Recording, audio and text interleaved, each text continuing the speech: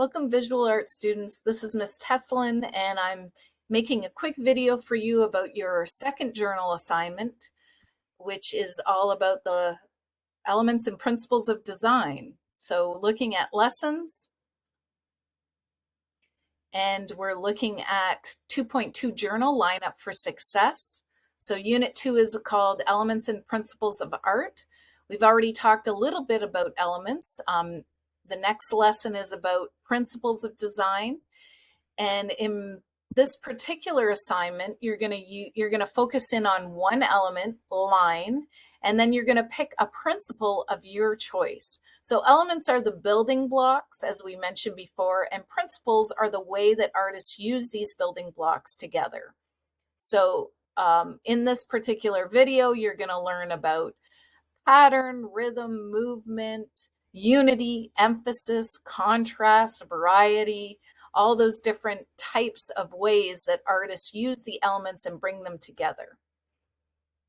As with the previous journal assignment, it's going to take you roughly 2 hours, so this is not a quick sketch. You're going to take some time. And with all of the studio and assignments, you're going to be graded on the care that you take and the time and effort that you take. So for a 2.2 assignment, you're focusing on line, and you're going to create a drawing of a simple object. Anything can do, but obviously the simpler and more interestingly shaped it is, the better.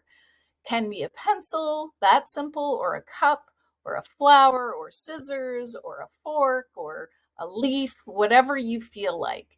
You're going to draw the contour of that object, and then you're going to create a principle around that object. And the principles, remember, could be rhythm, movement, pattern, balance, proportion, variety, emphasis, and unity. It can be more than one principle, but we're really going to focus on one, and if there's another, bonus. Okay. The first step comes where in your actual journal page, you're going to measure out a 3-inch by 4-inch rectangle in your journal.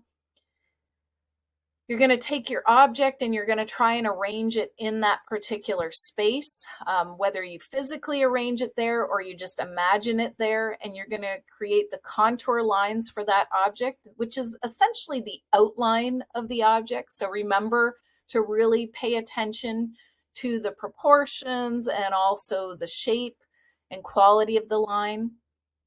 And this way you can be expressive in terms of what kind of line you use, whether it's thick or thin or varying.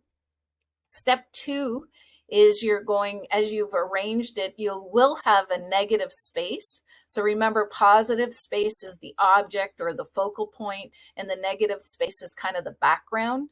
Sometimes there's no difference between the two, but in this case, you are going to have a distinct positive space and distinct negative space. And then what you're going to do is create a particular principle that fits with this particular line drawing that you've done.